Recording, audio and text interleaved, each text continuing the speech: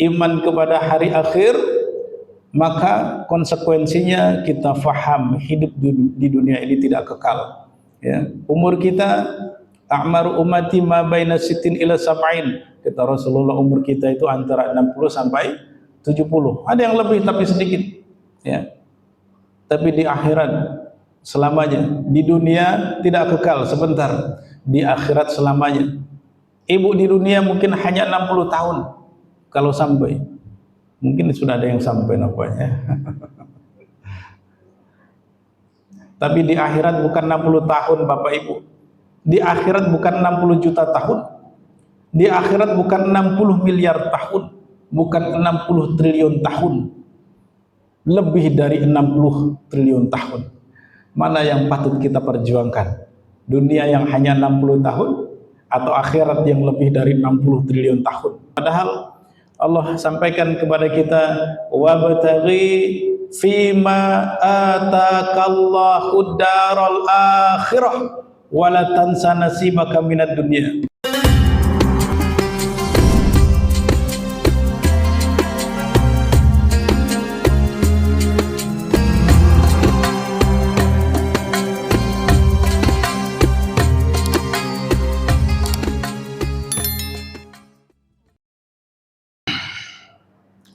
Bismillahirrahmanirrahim. Assalamualaikum warahmatullahi wabarakatuh.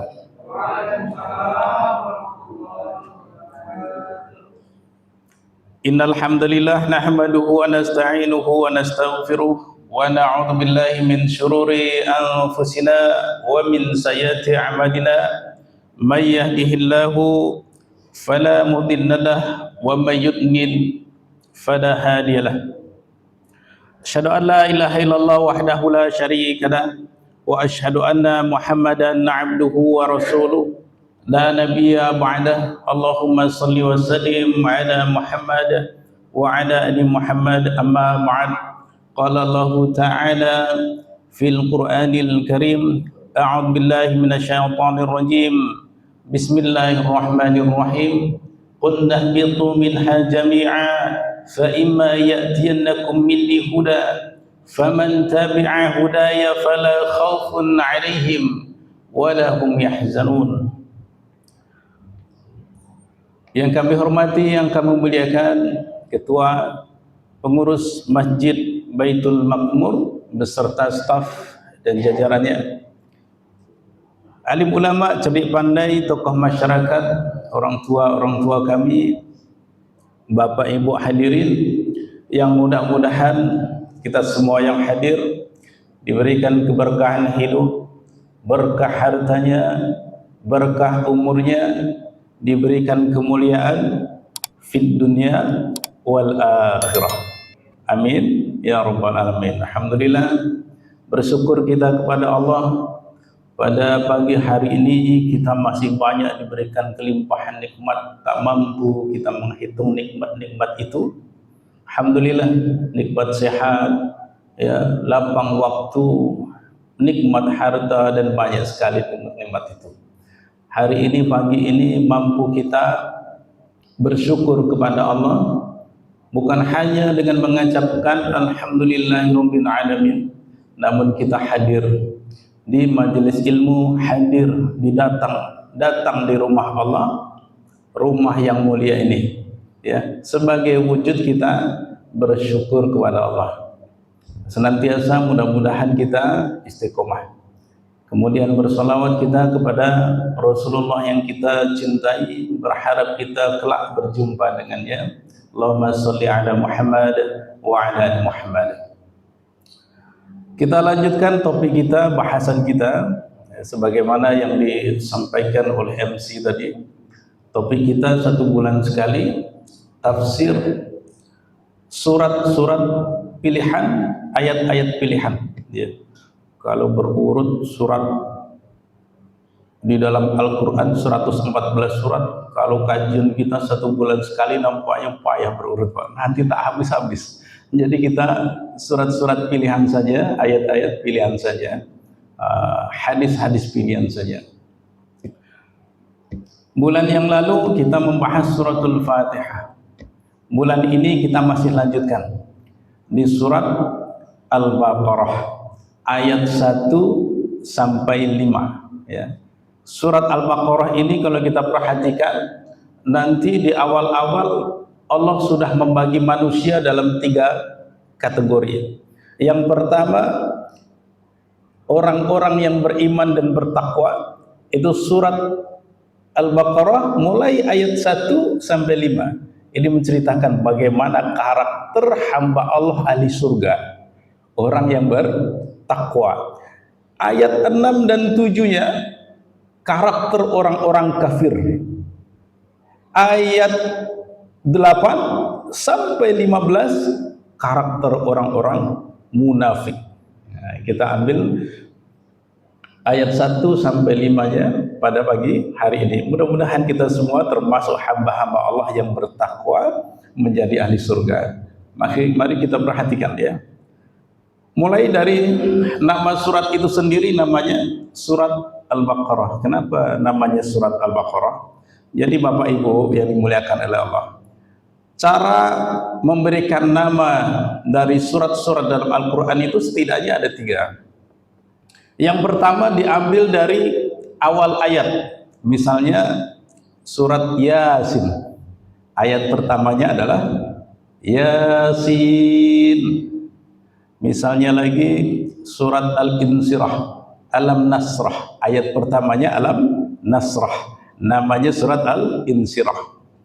Ada lagi yang diambil dari makna hakikat dari surat tersebut. Misalnya surat Al-Ikhlas, kita tidak menemukan kalimat ikhlas di surat Al-Ikhlas, tapi esensinya adalah ikhlas, tidak musyrik. Qul huwallahu ahad, tauhid ya. Ikhlas itu bersih, murni ya, tidak bercampur. Esensinya adalah tauhid, ikhlas. Kemudian yang ketiga diambil dari kisah yang ada di dalam surat tersebut. Salah satunya surat Al-Baqarah. Surat Al-Baqarah ada kisah di dalam surat Al-Baqarah ini yang mengisahkan tentang penyembelihan sapi betina oleh Bani Israel masa kaumnya Nabi Musa alaihissalam. Maka namanya adalah surat Al-Baqarah. Menurut Ibnu Katsir, kalau nanti membaca tafsir di Ibnu Katsir, Ibnu Katsir meriwayatkan berapa jumlah ayatnya, berapa kalimatnya, bahkan berapa jumlah hurufnya disebut oleh Ibnu Katsir. Ayatnya sudah sepakat 286 ayat. Kemudian ada 6.221 kalimat. Berapa jumlah hurufnya? Jumlah hurufnya 25.500 huruf. Paling banyak dibanding surat-surat yang lain. Jadi kalau Bapak Ibu perhatikan, surat Al-Baqarah ini adalah surat terpanjang. Ada 114 surat. Surat terpanjangnya adalah surat Al-Baqarah. Berapa lama, berapa jauh, berapa juz? Sampai 3 juz. Tapi 3 juz ini tak habis, Pak ya. 2 juz lebih 8 halaman. 2 juz 8 halaman ya. Paling panjang. Tapi bukan hanya dahsyatnya ini surat paling panjang, bahkan ada ayat yang paling panjang. Ada ayat yang paling panjang Bapak Ibu, di mana? Ayat 282. Berapa panjang? 1 halaman. Nanti Bapak Ibu perhatikan, baca surat Al-Baqarah ayat 282. 1 halaman hanya 1 ayat. 15 baris. 1 halaman itu lebih kurang 15 baris. Hanya 1 ayat saja. Di juz ketiga. Karena juz ketiga itu dimulai dari ayat 253. 253 itu sudah masuk juz ketiga. Ya, 282 masuk di juz yang ketiga. Apa topiknya? Coba Bapak Ibu perhatikan. Ayat yang terpanjang topiknya masalah hutang piutang. Ya, Pak? Masalah apa, Bu? Hutang. Nah, ini. Maka hati-hati Bapak Ibu ini. Allah membahas dengan detail ayat tentang hutang piutang.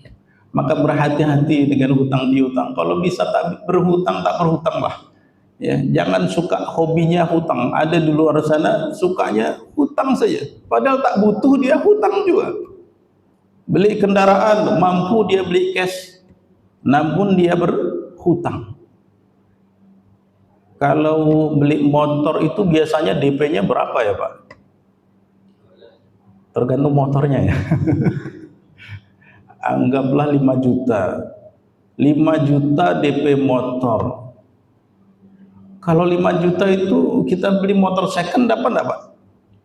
Dapat beli motor second 5 juta. Tapi ada yang memaksakan diri ini hanya untuk DP motor. Harga motor 20 juta misalkan. 3 tahun dikredit, totalnya dia hitung rupanya sampai 40 juta. Plus DP jadi 45 juta. Harga 20 juta, totalnya menjadi 45 juta. 3 tahun kemudian lunas dijual. Motor tadi harganya berapa kira-kira? Mungkin tinggal 10 juta. Dia beli 45 juta, dijual harga tinggal 10 juta. Ya. Jangan-jangan tak sampai 10 juta lagi. Nah begitu. Karena saya pernah beli motor Bapak Ibu, beli motor Mio S ini, baru dipakai oleh orang 10 bulan.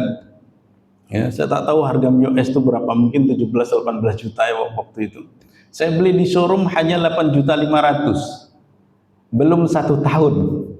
Harganya sudah separuhnya, belum 1 tahun itu. Ya, saya beli Mio S itu masih bagus dia. Rupanya hanya 8.500.000 di showroom motor. Nah coba, baru dipakai oleh orang 10 bulan, belum 1 tahun. Nah, ini depresiasi harga motor sangat jauh sekali. Maka lebih untung daripada hutang-hutang. Bagus berapa yang ada, belikan sajalah.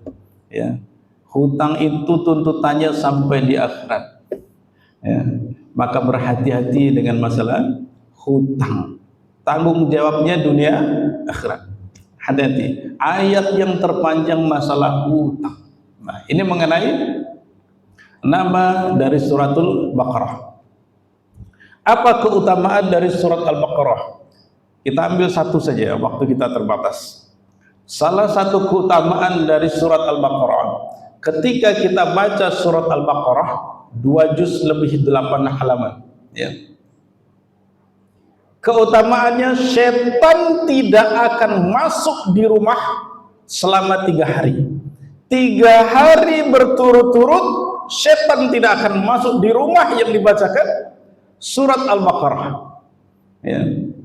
Rasulullah mengatakan, la taj'alu buyutakum maqabir. Jangan jadikan rumahmu seperti kuburan. Inna syaitana yanfiru minal bait. Syaitan keluar, lari terbirit-birit dari rumah. Tuqra'u fihi suratul Baqarah, yang dibacakan surat Al-Baqarah. Ya, apalagi kalau kita baru beli rumah. Rumah ini sudah 1 tahun, 2 tahun, 3 tahun tak ditempati. Jangan-jangan banyak jin-jin ya, jahat di situ. Ya, banyak setannya di situ. Maka alangkah baiknya masuk rumah itu baca dulu surat Al-Baqarah, baca sehingga dia keluar. Ya. Bukankah setan inilah yang menyebabkan keluarga kita ya panas berantakan, banyak keluarga bercerai karena setan tidak ada Al-Quran di dalamnya. Ya, tidak membaca Al-Quran, tidak dibacakan surat Al-Baqarah. Ya, bertengkar suami istri. Ya, bertengkar dengan anak, semuanya juga karena setan. Sering-sering membaca surat Al-Baqarah, setan akan keluar dari rumah kita. Ya. Kemudian kita ambil satu saja keutamaannya. Kita masuk ke surat Al-Baqarah. Sebelum membaca ayat-ayat di dalam Al-Quran, maka kita disunnahkan, ya, sunnah membaca isti'adah, ya. Namun ada juga ulama yang mengatakan wajib beristi'adah, meminta perlindungan kepada Allah. Mengapa ada yang mengatakan wajib? Karena ada perintahnya di dalam Al-Quran. Fa idza qara'tal Qur'an fasta'id billahi minasyaitonir rajim. Fa idza qara'tal Qur'an, jika engkau membaca Al-Quran, mintalah perlindungan kepada Allah. Minasyaitonir rajim, dari setan yang terkutuk. Jadi Bapak Ibu, kalau membaca Al-Quran, awali dengan a'udzu billahi minasyaitonir rajim. Termasuk di dalam sholat. Di dalam sholat pun membaca Al-Fatihah, awali dengan isti'adah. A'udzu billahi minasyaitonir rajim. Bismillahirrahmanirrahim. Nanti membaca suratnya pun begitu. A'udzu billahi minasyaitonir rajim. Sunnah. Namun ada beberapa ulama yang mengatakan ini wajib. Ya, maka berlindung kita kepada Allah. Baca Quran itu nikmat, indah, tentram, nyaman. Namun setan bekerja. Begitu membaca Al-Quran, mata dibuatnya ngantuk. Gitu. Sama dengan mengaji, sama dengan tadabbur, sama dengan majelis ilmu. Ya, setan sekarang bekerja, banyak kita dibuat ngantuk. Ayo sama-sama kita beristi'adah. A'udzu billahi minasyaitonir rajim. Ngantuk Bapak Ibu? Ini subuh-subuh nih. Jam-jam kritis ya Bapak Ibu ya. Apalagi bekerja, pulang malam banyak kegiatan. Sudahlah, tahajud terlewat, witir terlewat, subuh pun alhamdulillah Bapak Ibu yang hadir tak terlewat tahajud, tak terlewat witir, tak terlewat sholat subuh. Alhamdulillah, insyaallah. Ini maka beristi'adah, maka membaca ayat-ayat Al-Quran, misalnya di tengah ayat kita melanjutkan membaca Al-Quran, di halaman sekian, tak mulai dari awal, namun diawali tetap dengan isti'adah. Mulai membaca surat Al-Baqarah misalnya ayat 200, ya, pakai isti'adah. A'udzu billahi minasyaitonir rajim. Ini jangan lupa, pahalanya banyak, mengingat ini adalah perintah dari Allah. Nah, kemudian masuk ke ayat yang pertama, ya. Ayat pertama, alif lam mim. Alif lam mim, secara umum ulama banyak yang menyerahkan terjemahnya kepada Allah. Wallahu a'lam bishawab. Hanya Allah yang maha mengetahui. Walaupun ada beberapa ulama yang memberikan tafsirnya, ada juga, ya, beberapa ulama sedikit yang memberikan tafsirnya. Namun singkatnya kita ambil saja pendapat yang kembalikan terjemah maknanya kepada Allah saja. Allah yang lebih tahu. Alif lam mim itu disebut ayat-ayat muqatta'ah. Ayat muqatta'ah, huruf-huruf yang terputus-putus. Dan ini banyak sekali kita dapati di awal-awal pembacaan surat, ya, termasuk alif lam mim, yasin, ya. Bagaimana cara membacanya? Membacanya ada 4 cara. Membaca huruf-huruf muqatta'ah ini ada 4 cara, ya. Khusus huruf alif hanya 1 ketukan, bukan 1 alif, ya, 1 ketukan. Kalau 1 alif dua ketukan, 2 harokat. Khusus huruf alif hanya 1 harokat. Jadi jangan dipanjang-panjangkan Pak, alif, bukan Pak, ya. Tidak, tapi alif, ya. Kemudian ada yang 2 ketukan. Yang 2 ketukan itu misalnya ya, sinnya sudah 6, ya. Sinnya sudah 6, ya. Ada yang dua ketukan, ya, dua ketukan, ya. Kalau kita ingin memperhatikan, misalnya begini, kalau kita membaca huruf itu diakhiri dengan sukun, maka jadikan dia menjadi 6 ketukan, ya. Berapa Bapak Ibu? 6 ketukan. Lam, sukun kan? Lam. Mim, lam, berarti 6 tuh. Kalau ya itu tidak ada sukunnya, maka jadi berapa ketukan? 2. Yasin, begitu. Dan juga yang lain-lain. Kemudian kalau kita perhatikan, mengapa ada ayat-ayat muqatta'ah? Fungsinya adalah untuk menarik perhatian dan juga fungsinya sebagai mukjizat, ya. Ayat-ayat muqatta'ah ini sebagai mukjizat. Seakan-akan Allah mengatakan kepada bangsa Arab saat itu, Al-Quran ini terdiri dari huruf-huruf hijaiyah yang sudah dikenal oleh bangsa Arab, ya. Sudah dikenal oleh bangsa Arab, tapi ini Al-Quran adalah mukjizat, bukan syair, ya. Maka Allah menantang siapapun untuk membuat yang semisal Al-Quran. Tidak ada satu manusia pun, bahkan jin, yang mampu membuat Al-Quran. Maka Allah tantang, ya, sampai 3 kali tantangan, ya. Buat yang semisal Al-Quran, 114 surat, tak ada yang mampu. Manusia dan jin tak mampu. Namun kemudian dikurangkan, buat 10 surat saja, tak akan ada yang mampu.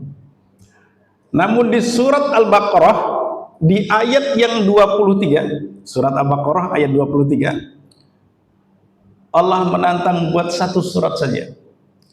Wa in kuntum fi raibim mimma nazzalna ala abdina fa'tu bisurah. Wa in kuntum fi raib, ya, jika kalian, ya, fi raib, ragu. Wa in kuntum fi raib, nanti ayat keduanya, dzalikal kitabul raib, la raib, tidak ragu, di ayat keduanya. Kalau di sini fi raib, jika kamu ragu. In kuntum fi raibim mimman nazzalnya, terhadap apa yang kami turunkan, yaitu Al-Quran. Fa'tu bisurah, coba buat 1 surat yang semisal saja. Fa'tu bisurah. Kemudian wada'u syuhada'akum min dunillah, coba ajak saja, ajak teman-temanmu, ajak penolong-penolongmu, ajak satu negeri, ajak seluruh dunia, buat yang semisal 1 surat saja. Wada'u syuhada'akum min dunillah in kuntum shadiqin, jika kamu yang benar, ya. Kalau kamu ragukan, ya, silakan buat. Sampai detik ini tidak ada profesor manapun di dunia ini, ya, yang mampu membuat 1 surat. Namun dulu di masa Rasulullah, akhir-akhir wafatnya Rasulullah, kira-kira di tahun ke-9 atau tahun ke-10, ada yang mengaku menjadi nabi, namanya Musailamah Al-Kazzab, ya. Dikasih kazab itu pendusta, ya. Jadi kalau ada yang suka berdusta, nanti bisa kena panggilan kazab, hati-hati, ya. Kazab, pendusta. Musailamah ini pendusta, pengikutnya tapi banyak, sampai 50.000 pengikutnya. Begitu Rasulullah wafat, bertambah pengikutnya 50.000 lagi, ya. Sampai pengikutnya sampai 100.000, banyak sekali pengikut Musailamah Al-Kazzab. Dia mengaku menjadi nabi dan dia juga membuat-buat ayat, coba menandingi Al-Quran, ya. Tapi cobalah apa yang dibuat, ya, kalimatnya lucu-lucu, biasanya masalah binatang-binatang, begitulah, lucu-lucu. Misalnya ketika Allah menurunkan surat Al-Fil, alam taro kaifa fa'ala rabbuka bi ashabil fil, dia juga membuat tandingan. Saya juga punya surat Al-Fil, Wa ma fil, wa ma adraka mal fil. Ini bagi yang nggak ngerti bahasa Arab seakan-akan bisa menandingi Al-Quran. Bagus juga ya. Apa itu gajah? Fil itu gajah. Gajah. Apa itu gajah? Tahukah kamu apa itu gajah? Ekornya pendek, belalainya panjang. Lucu. Anak kecil pun tahu, Ustaz ya. Anak kecil pun tahu, Pak. Jadi membuat ayat pun aneh-aneh, tak ada maknanya.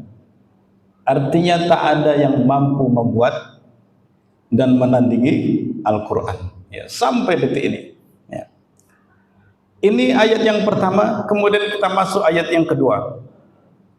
Dzalikal kitabul la raiba fih hudan lil muttaqin. Dzalikal kitab Al-Quran ini, ya.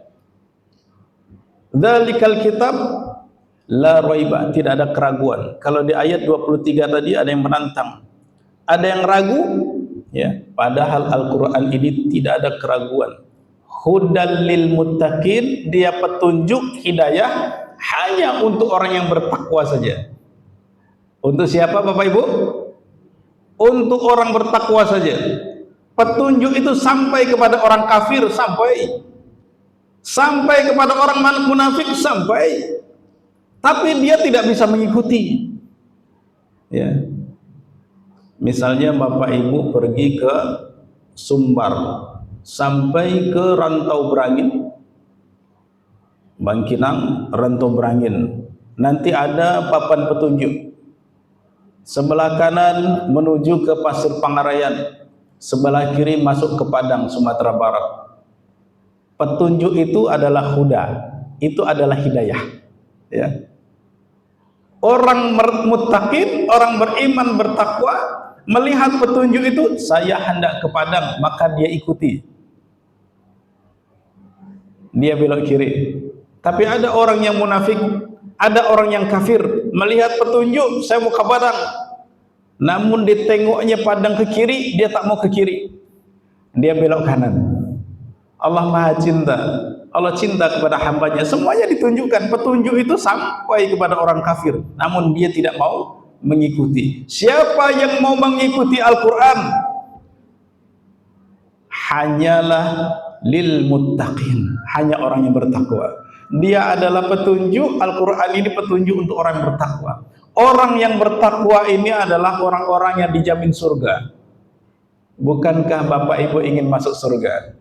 Umur terbatas, usia terbatas, calon-calon mati semua kita. Nanti di akhirat masuknya kemana? Di kubur. Apakah miryadil jinnah termasuk taman-taman surga di kubur kita? Nanti di akhirat apakah kita masuk surga? Sementara hamba-hamba Allah yang masuk surga adalah hamba-hamba Allah yang takwa. Kalau Bapak Ibu ingin jadi ahli surga, maka layakkan diri kita menjadi hamba Allah yang takwa. Di mana bukti ayatnya banyak sekali. Misalnya di surat Al-Imran ayat 133. Bi'abillahi minasyaitonir rajim. Wasari'u ila maghfiratin min rabbikum wa jannah.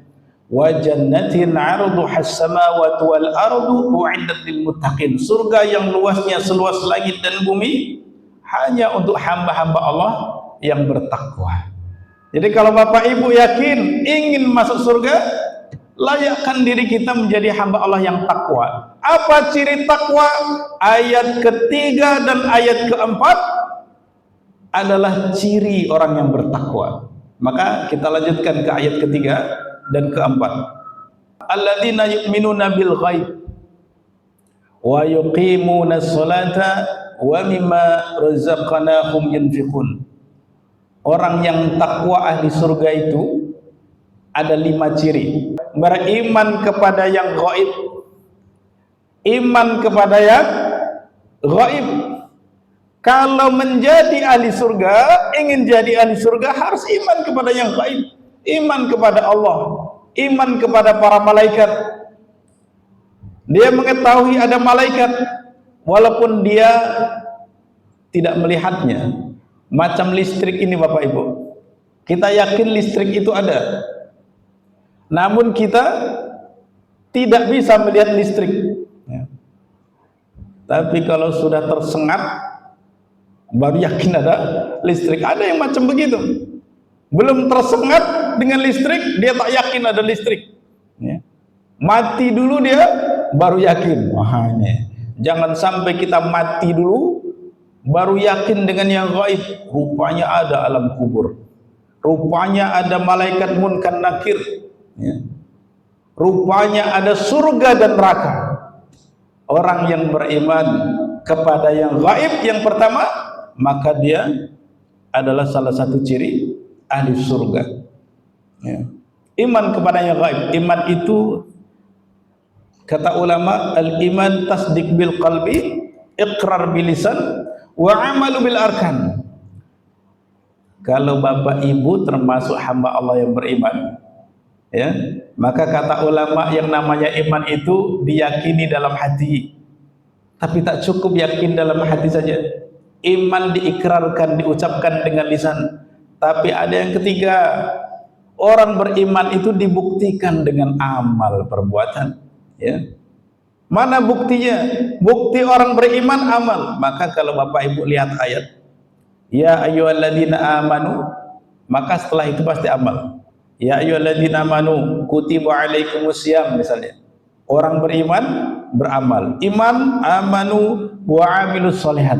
Selalu saja iman, amal soleh. Mana buktinya? Mana amal solehnya? Maka di ayat yang ketiga ini dibuktikan bukti dia iman kepada yang gaib. Yuqimunas sholat, dia sholat, dia mendirikan sholat. Bukan asal sholat saja, karena ada ayat yang mengatakan fawailul lil musallin, celaka bagi orang yang sholat. Ini ayat ini untuk orang yang sholat, bapak ibu, ya, bukan untuk yang tidak sholat. Yang tak sholat sudah pasti celaka, ya. Yang tak sholat sudah pasti celaka. Yang sholat saja bisa celaka. Fawailul lil musallin alladzina hum an sholatihim sahun, ya. Siapa yang celaka? Orang-orang yang lalai dia dengan sholatnya. Orang-orang yang lalai, ya, terhadap sholatnya dia lalai. Ibnu Katsir mengatakan orang-orang yang lalai itu seperti apa? Orang-orang yang lalai dalam sholatnya itu orang-orang yang pertama yang menunda-nunda ketika sholat. Menunda-nunda. Sholat subuh jam berapa? Sholat subuh jam 4.48, ditunda-tunda. Nantilah.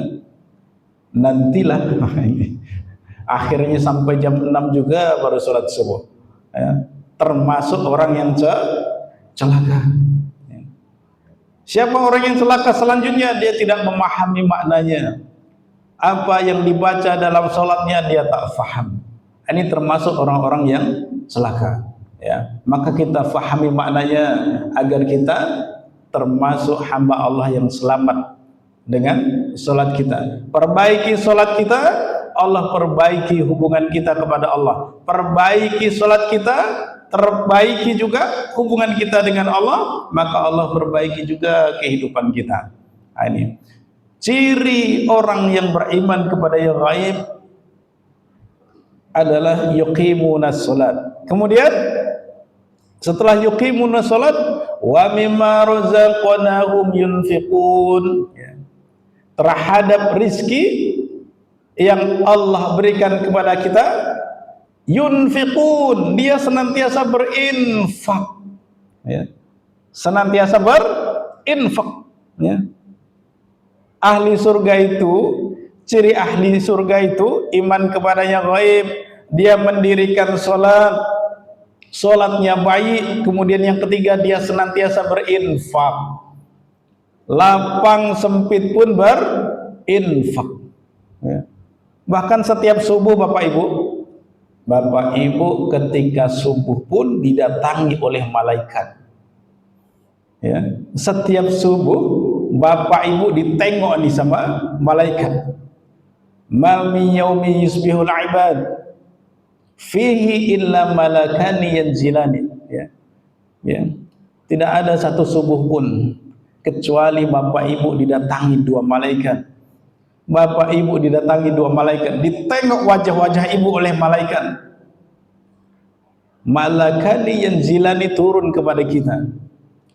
Fayaqulu ahaduhuma, satu malaikat pertama berkata kepada Allah, mendoakan, ya, Allahumma a'ti munfiqan khalafan, ya Allah berikan ganti harta orang-orang yang berinfak hari ini.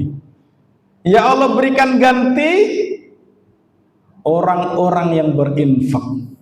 Tapi malaikat yang kedua berkata, Allahumma a'ti mumsikan talafan, ya Allah musnahkan harta orang-orang yang tak mau berinfak, yang tak mau sedekah, musnahkan harta mereka ya Allah. Ini hati-hati Bapak Ibu, ya. Kalau bisa setiap subuh bawa hartanya, bawa uang tak berapa saja untuk berinfak di waktu subuh. Lupa Ustaz, lupa ketika subuh berinfak di waktu duha, lupa waktu duha berinfak di waktu zuhur, lupa waktu zuhur berinfak di waktu asar, lupa di waktu asar berinfak di waktu maghrib. Kalau perlu sediakan kotak infak di rumah, sehingga setiap pagi kita ingat masukkan di kotak infak. Nah, begitu, ya. Setiap pagi didoakan, para malaikat berdoa kepada kita, ya. Jangan sampai kita didoakan dengan doa yang buruk, sebab kita bakhil, kita tidak mau berinfak. Ahli surga cirinya berinfak, dermawan, suka menolong, suka membantu yang lainnya. Ahli nar orang yang bakhil, yang tak mau berinfak, ya. Maka la yudkhilu, tidak bisa dia masuk surga. La yadkhilul jannah, tak bisa masuk surga orang yang suka menipu. Wala bakhil, termasuk orang yang bakhil tak bisa masuk surga. Bapak Ibu mau masuk surga atau neraka? Apa Bu? Surga. Kayak agak-agak lemes gitu Bu, belum sarapan ya Bu ya. Mau masuk surga, buktinya datang kami Ustadz, subuh kami datang, kajian datang subuh-subuh nih, ya. Tentu ingin masuk surga. Mudah-mudahan kita semua menjadi ahli surga. Syaratnya iman kepada yang gaib, kemudian yuqimuna sholat, mendirikan sholat, ya. Perbaiki sholat kita, Allah perbaiki seluruh kehidupan kita. Kemudian yang ketiga, berinfak, bersedekah, senantiasa berinfak. Nabi saja mengatakan kepada kita, ma naqasat shadaqatun min mal, tak akan pernah berkurang harta yang kau sedekahkan. Tidak pernah berkurang. Ibu berinfak 1 juta, tak akan pernah berkurang. Siapa yang bilang? Nabi kita yang bilang. Kalau dengan manusia yang lain, dengan tetangga kita percaya. Dengan Pak RT, Pak RW, Pak Lurah, Pak Presiden percaya. Mengapa dengan Nabi Muhammad tidak percaya? Nabi kita mengatakan, mana qasad shadaqatu min mal, tak akan berkurang harta yang engkau sedekahkan. Kalau kata Allah, bukan hanya tak berkurang, tapi dilipat gandakan sampai 700 kali lipat minimal. Ya. Matalul ladzina yunfiquna amwalahum fi sabilillahi kamathali habbah, perumpamaan orang-orang yang suka cinta berinfak di jalan Allah seperti sebuah biji. Satu biji ini ambatat sab'a sanabil, menumbuhkan 7 tangkai. Fi kulli sumbulatin mi'atu habbah, setiap tangkai dari 7 tadi mengeluarkan 100 biji. 100 kali 7, 700 kali lipat. Orang yang menginfakkan hartanya di jalan Allah, maka seperti biji yang menumbuhkan menjadi 700 biji.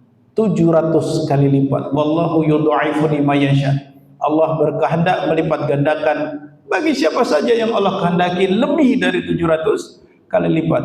Kalau dengan janji Allah, kalau dengan janji Rasulullah seperti ini, lantas kita juga tak mau berinfak. tak juga mau bersedekah. Lantas pakai kata-kata yang mana lagi agar kita tidak bakhil, tidak mau berinfak? Dengan kata-kata apa lagi kita bisa berinfak? Kita menjadi hamba Allah yang dermawan. Maka dermawan ini adalah ciri ahli surga, ciri hamba Allah yang bertakwa. Kemudian di ayat yang keempat, ciri yang selanjutnya, ciri keempat dan kelima, walladzina yu'minuna bima unzila ilaika wa ma unzila min qablik wa bil akhirati hum yuqinun. Ya. Dan juga orang-orang yang beriman kepada apa yang diwahyukan Allah kepada hambanya Muhammad sallallahu alaihi wasallam, beriman kepada Al-Qur'an dan juga beriman kepada kitab-kitab sebelum Al-Qur'an. Ya. Surat Al-Baqarah ini adalah surat Madaniyah.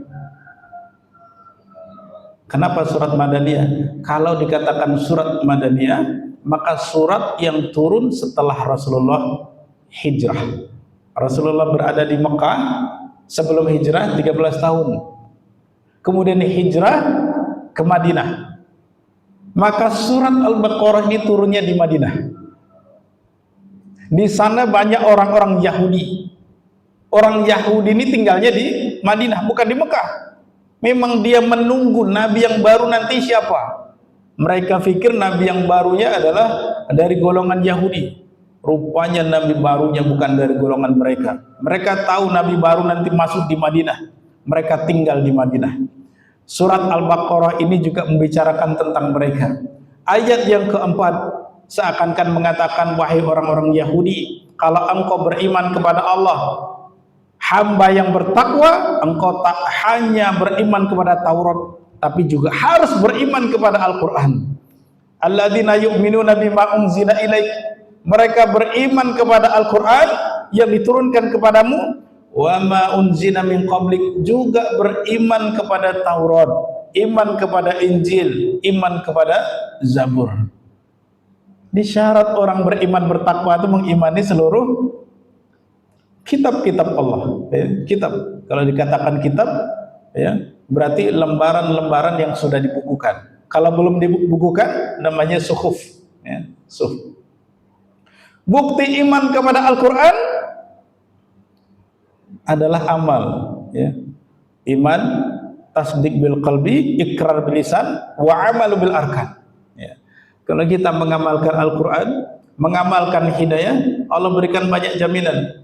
Tadi di mukadimah saya bacakan surat Al-Baqarah ayat ke-38. Ya, A'udzubillahi minasyaitonir rajim. Qul nahbitu minha jami'a fa imma ya'tiyannakum minni huda. Faman tabi'a huda, barang siapa yang mengikuti petunjuk Al-Quran. Allah berikan jaminan kepada Bapak Ibu dua hal. Ada jaminan Allah bagi hamba-hambanya yang siap menjadikan Al-Quran sebagai pedoman hidup, gaya hidup, pola hidup. Kalau kita ingin melihat Al-Quran dalam bentuk teori, ya seperti yang kita lihat di dalam masjid kita yang kita baca setiap hari di Quran teori. Tapi kalau ingin melihat Quran praktek, Quran yang berjalan, lihatlah Rasulullah sallallahu alaihi wasallam. Seharusnya kita pun juga menjadi Quran yang berjalan. Apa saja yang kita laksanakan, semuanya berdasarkan Al-Quran. Apa yang menjadi perintah Allah laksanakan, larangannya tinggalkan, maka Allah jamin dua hal. Yang pertama, fala khauf, hidupmu tak perlu takut, hidupmu tak perlu khawatir. Bukankah setiap hari Bapak Ibu khawatir? Ada kekhawatiran kita tentang masa depan kita. Nabi Adam turun ke bumi juga khawatir, ya, ada kekhawatiran. Begitu juga kita khawatir. Tapi kekhawatiran kita yang terbesar bukan masalah dunia. Jangan-jangan besok di akhirat kita tidak mendapatkan surga. Itulah kekhawatiran, ya. Maka Allah jamin, kalau kita mengikuti petunjuk, fala khauf, hidupmu tak usah khawatir. Ya. Orang bertakwa itu tak perlu khawatir. Ya. Banyak jaminannya. Ya. Wa may yattaqillah yaj'al lahu makhraja wa yarzuqhu min haitsu la yahtasib. Barang siapa dia mengikuti petunjuk, dia takwa, Allah berikan solusi dari seluruh masalah hidup. Hidupnya selesai, Bu. Hidupnya penuh solusi. Bukankah Bapak Ibu yang hadir ini punya masalah? Saya lihat Bapak Ibu ini wajah-wajahnya wajah-wajah yang penuh masalah nampaknya. Ya Bu ya.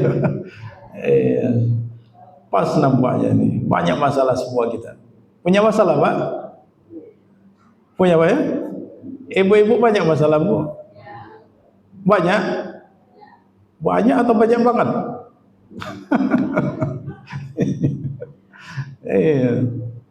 Banyak masalah kita. Bagaimana caranya agar Allah menyelesaikan, membantu, menolong masalah-masalah kita? Wa may yattaqillaha yaj'al lahum makhraja. Makhraja, kharaja, keluar. Ya.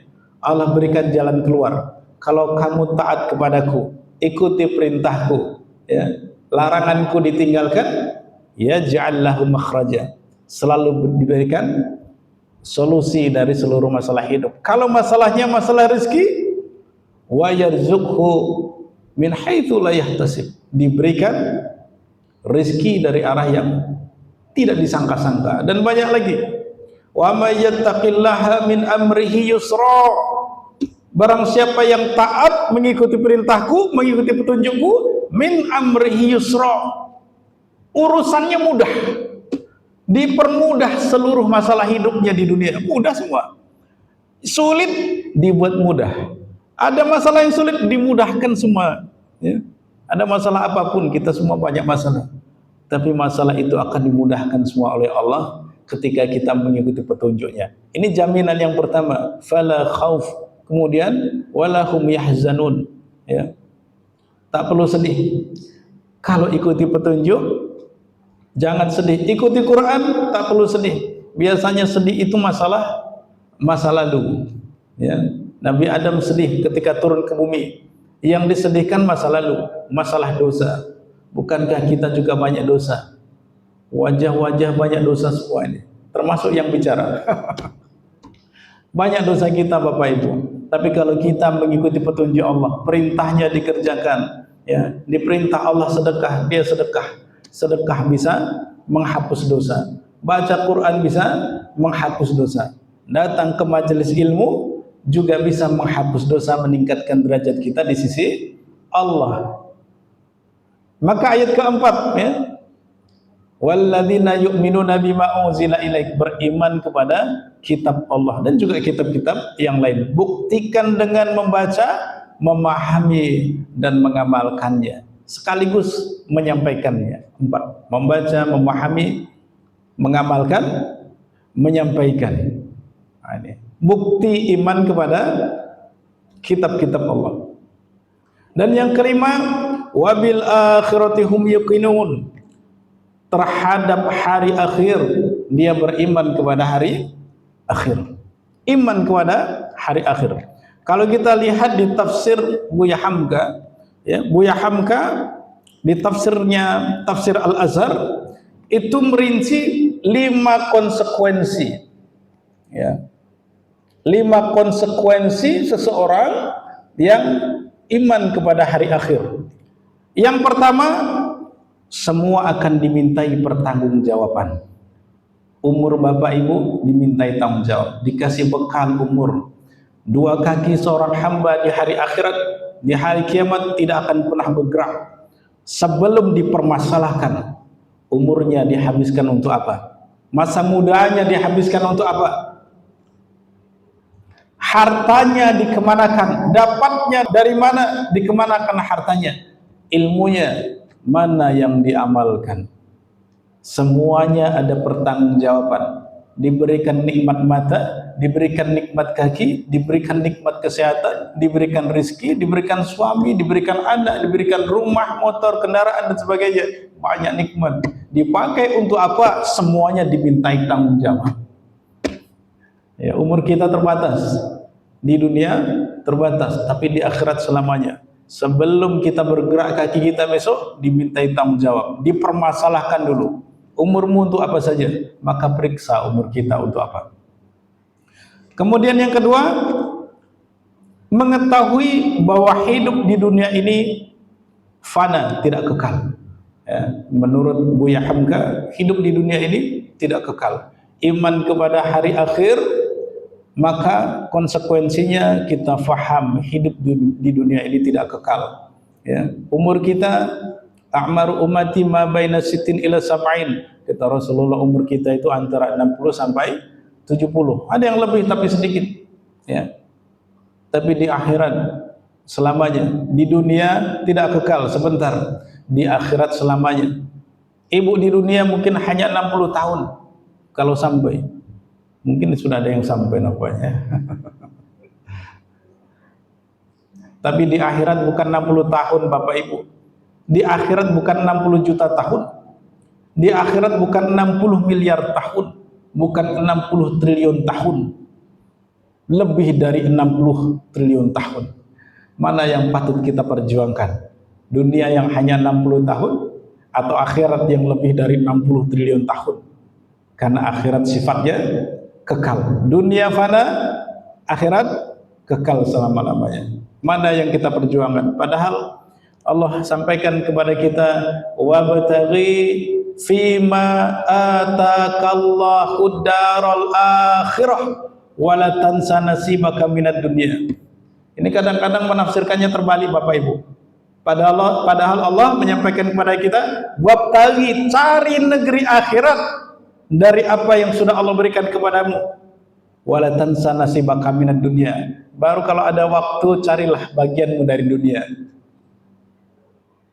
Perintah Allah pertama cari akhirat, karena akhirat selamanya. Baru wabtaghi nasibaka minad dunya, baru ambil bagianmu dari dunia. Ya, ambil saja, tapi sedikit saja, tak perlu banyak-banyak. Karena dunia sebentar, akhirat selamanya. Prakteknya bagaimana? Ini yang prakteknya kebalik. Ya, dunia dulu yang dicari, baru akhirat. Habislah hidup kita kalau dunia dulu yang dicari. Pokok dunia dulu yang dicari, banyak dunia dicari, baru akhirat. Habislah kita. Sudah mau masuk waktu ya. Kemudian yang ketiga, setelah dunia hancur, maka akan ada alam yang baru. Ya, kemudian yang keempat, surga untuk orang yang banyak amal solehnya di akhirat, sementara di neraka bagi hamba Allah yang sedikit amal solehnya, banyak dosanya. Dan yang kelima, ya, standar daripada kemuliaan seseorang bukan dunia, standar kemuliaan seseorang adalah akhirat. Ya. Bukan kayanya, bukan profesinya yang membuat dia mulia. Yang membuat dia mulia adalah ketakwaannya. Inna akramakum indallahi atqakum. Yang paling mulia di antara kamu adalah hamba-hamba Allah yang bertakwa. Ya.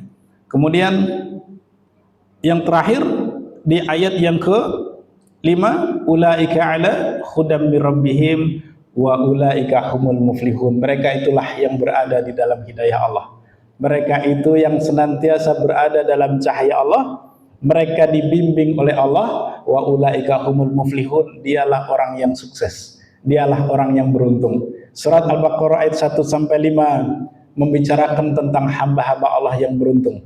Ciri-ciri hamba Allah yang sukses. Bukankah kita ingin muflihun, menjadi hamba Allah yang sukses? Jadikanlah diri kita, layakkan diri kita menjadi hamba Allah yang bertakwa. Cirinya sudah ada di surat Al-Baqarah ini ayat ketiga dan keempatnya. Apa saja tadi Bapak Ibu? Yang pertama, beriman kepada yang gaib. Yang kedua, yuqimuna sholat, mendirikan sholat. Kemudian yang ketiga, berinfak, bersedekah. Yang keempat, beriman kepada kitab Al-Quran dengan mengamalkannya. Yang kelima, beriman kepada hari akhir, karena kita semua pasti akan berakhir. Ya, jika lima-lima ini ada, ini adalah ciri hamba Allah bertakwa. Mudah-mudahan dibantu, ditolong Allah kita, ya, untuk mampu melaksanakan yang lima ini. Mudah-mudahan kita semua menjadi hamba-hamba Allah yang dimuliakan dunia sampai di akhirat. Mudah-mudahan dapat kita mengamalkannya dalam kehidupan kita sehari-hari. Demikian yang bisa disampaikan. Hadis sudah masuk, kita melaksanakan sholat Isra. Ya. Mohon maaf atas segala kekurangan. Mohon ampun sama-sama kita kepada Allah. Astagfirullahaladzim. Terima kasih, billahi taufik wal hidayah. Assalamualaikum warahmatullahi wabarakatuh.